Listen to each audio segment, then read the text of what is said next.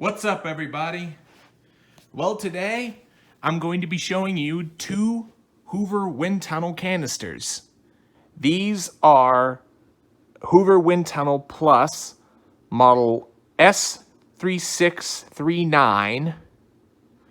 Now, the backstory for why I have two of these canisters, well, it all started when I went out to buy this one. This here is a 2002 or 2003. Let me go and look at the serial date on the back. Yep, 2002. Hoover Windtunnel Plus on eBay. It came with literally everything, and it looked to be in nice mint condition. And it also came with this power nozzle. It's the matching power nozzle, and obviously there's the hose and stuff that's on it. But the one big issue I ran into with getting this is, as I first got it home, it was missing the bag dock.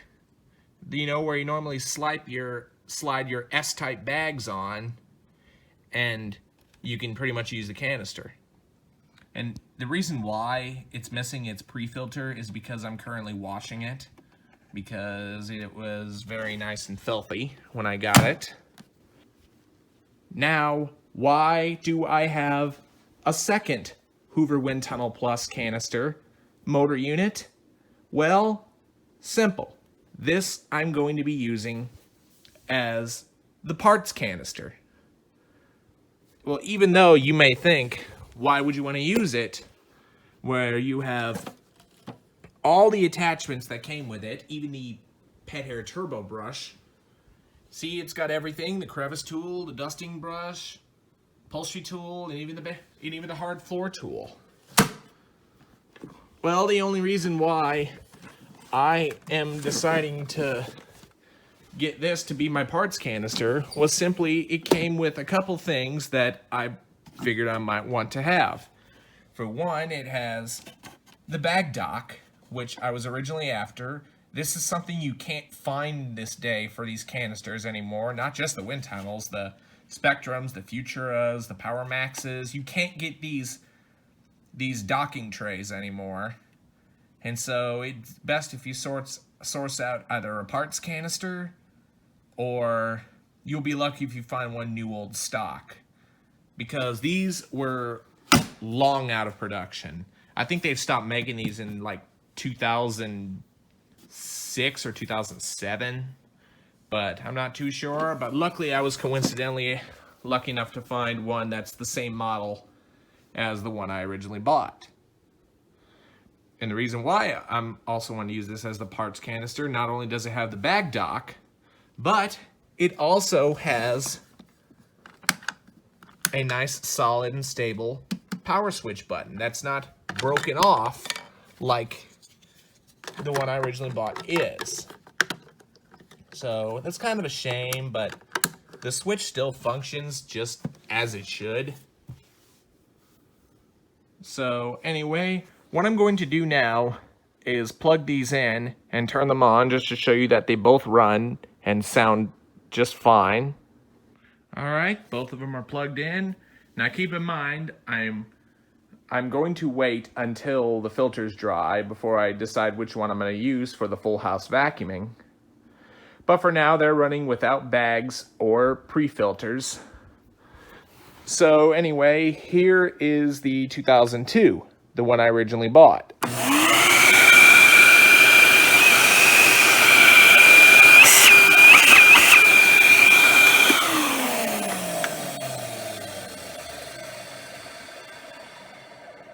And now here's the parts canister. Now, believe it or not, this one's actually a 2005, so it's about 3 years newer, but the parts are no different. It's just a 3-year difference, 02 to 05.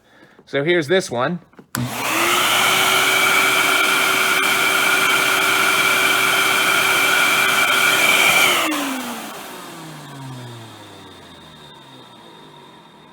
If you ask me, I think this one has a more healthy wind down compared to this.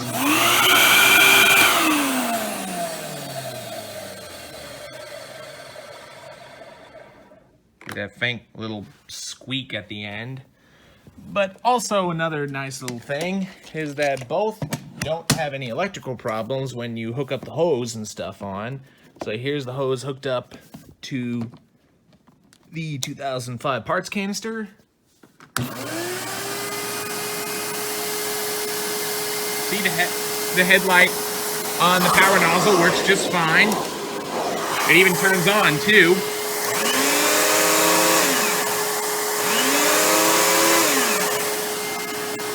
Here it is turning off.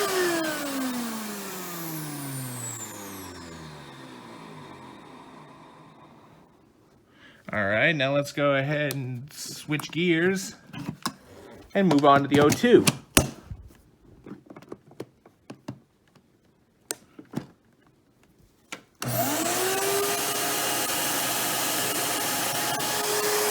There's the power nozzle headlight. Here's the power brush.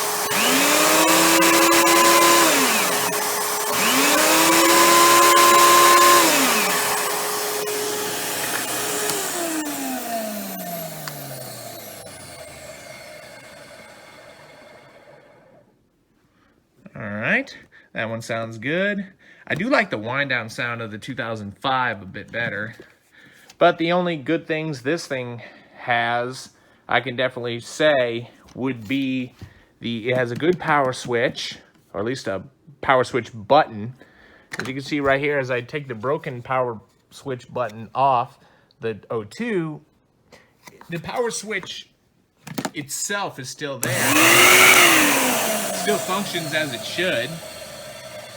But it's always nice to have parts that are there and are stable enough. See, this one still holds just fine.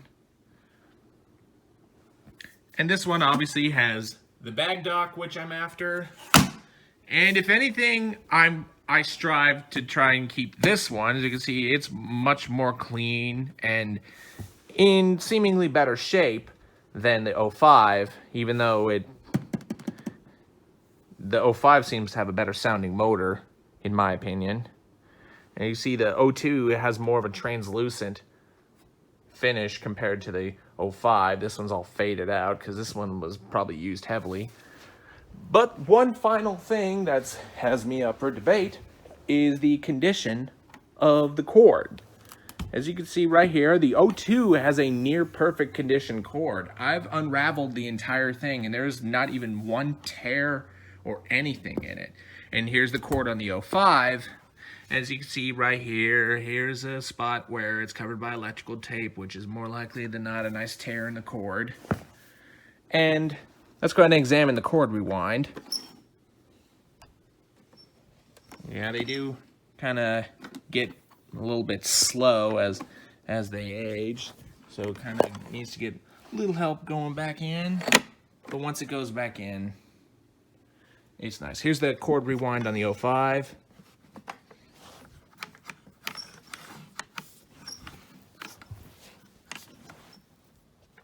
I think this one's probably a little bit worse.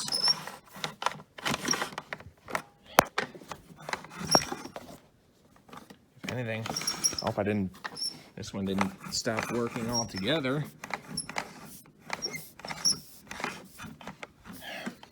Well, I'll get back to you once this thing's rewound.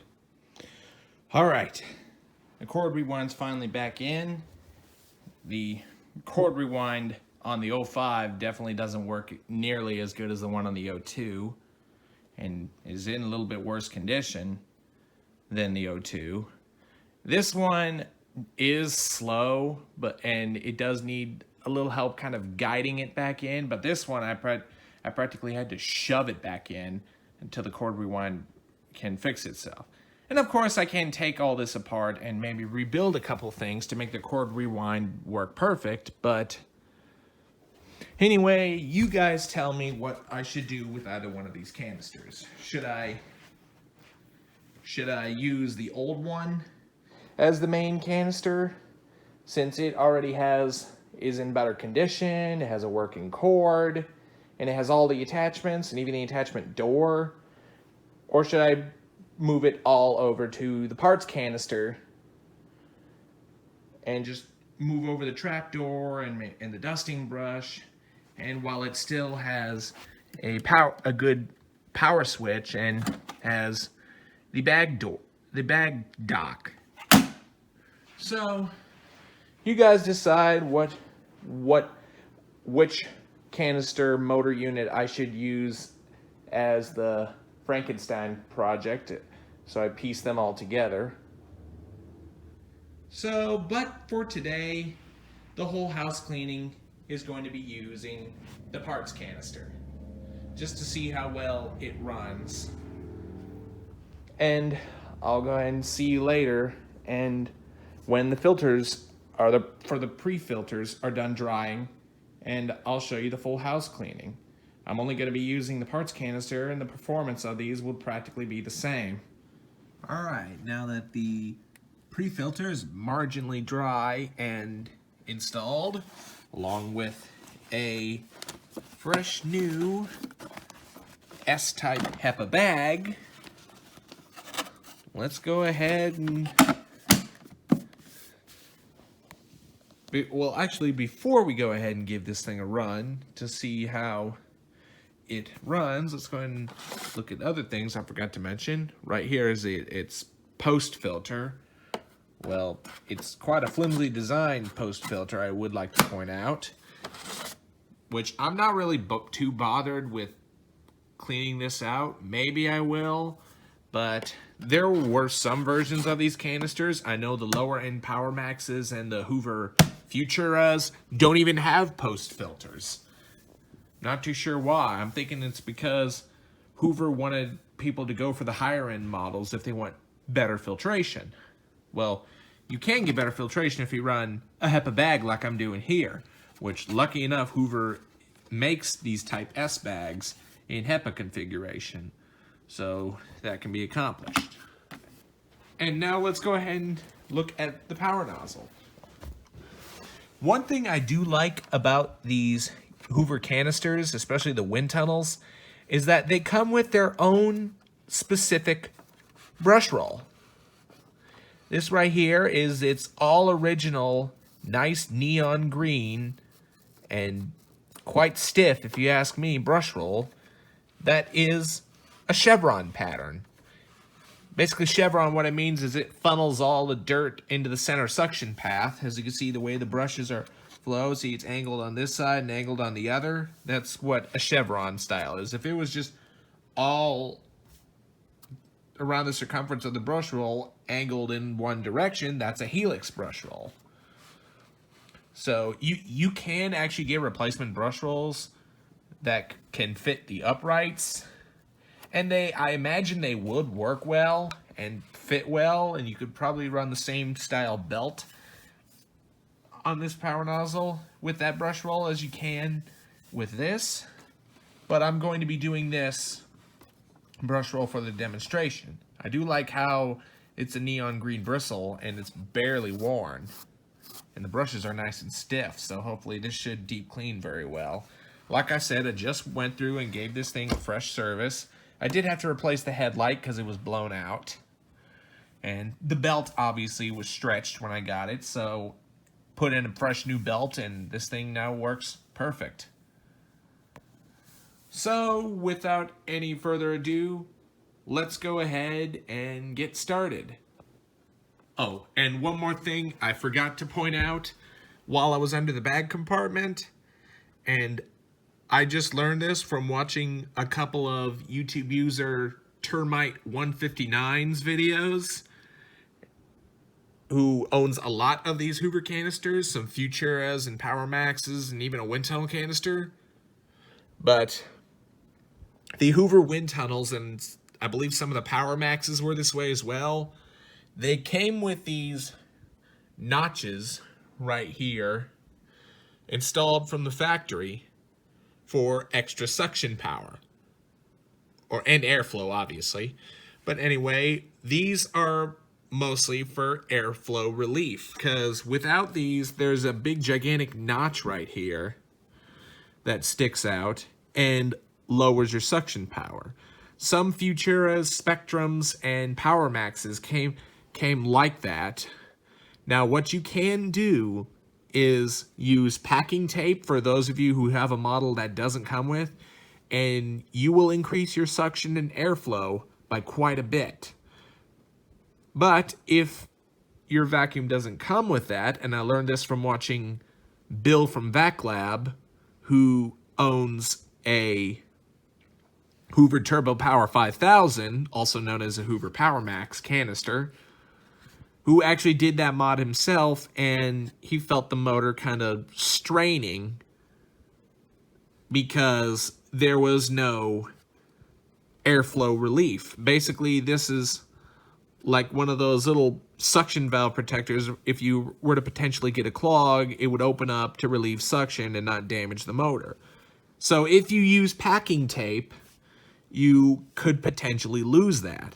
Not only that, but also the spring in the check bag indicator is so light with doing that mod, you could actually bump the check valve about a quarter of the way out, even with a totally clean bag like the HEPA bag I'm running here. So Hoover put these on, obviously only on their higher end models, and you see it has very little holes right here for some airflow relief should you ever get a clog in the hose somewhere, and you won't have to worry about damaging the motor. Now, I have seen some of these on websites that supply replacement parts, and some of them I still think are on sale because barely anyone likes to do this, unless if you watch Termite 159, who has done the packing tape mod. He's done it without much repercussions, and I'm not too sure what Bill from Vac Lab was having with his Power Max, but if you've watched his video on the Turbo Power 5000, he has had a little bit of an issue with the motor kind of overworking itself with doing the packing tape mod. But I just thought I'd go ahead and point that out for some of you who own one of these canisters that has these odd notches right here. And this one from the factory came with those plugs. So anyway, enough of my yammering and, quite frankly, procrastinating. Let's go ahead and plug this thing up and do a full house vacuuming with. All right. Now that she's all plugged in, let's go ahead and run this thing through the house and do a full house vacuuming with.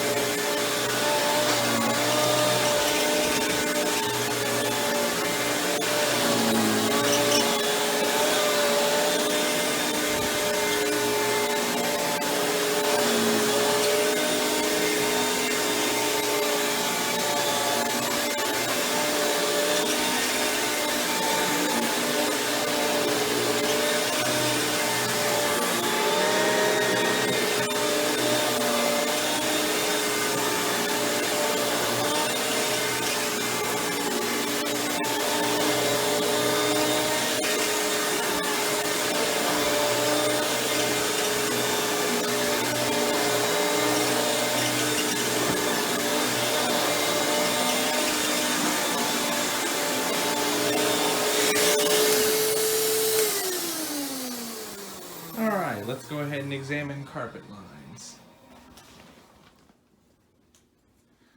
Alright, they look fairly good. The only thing worth noting is that little line of shame. That's obviously the belt mark. But I'm surprised. This thing makes very good carpet lines, especially for a medium stiff brush roll.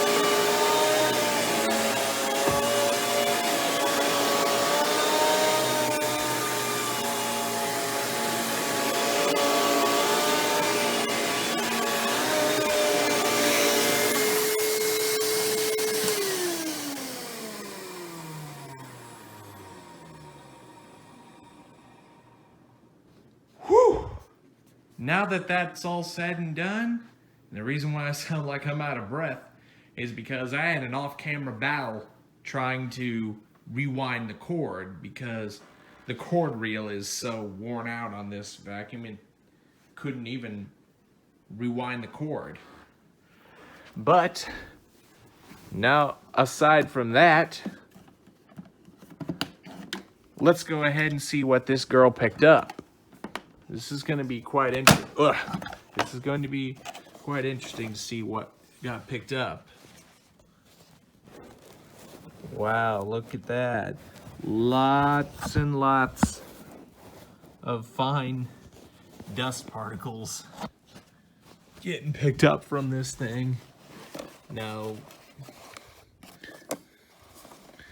this is coming from a guy who has been used uprights most of his life, but this is quite impressive for a canister, especially for one that's cheap like this. Well, if by cheap you mean $200, but compared to most canisters that were sold in the mid-2000s, this was quite inexpensive. But I hope you enjoyed this full house vacuuming and little tale of the Hoover Windtunnel Plus S3639 canister. Be sure and stay tuned. Don't forget to like, rate, comment, and subscribe. Thanks for watching, and we will see you next time.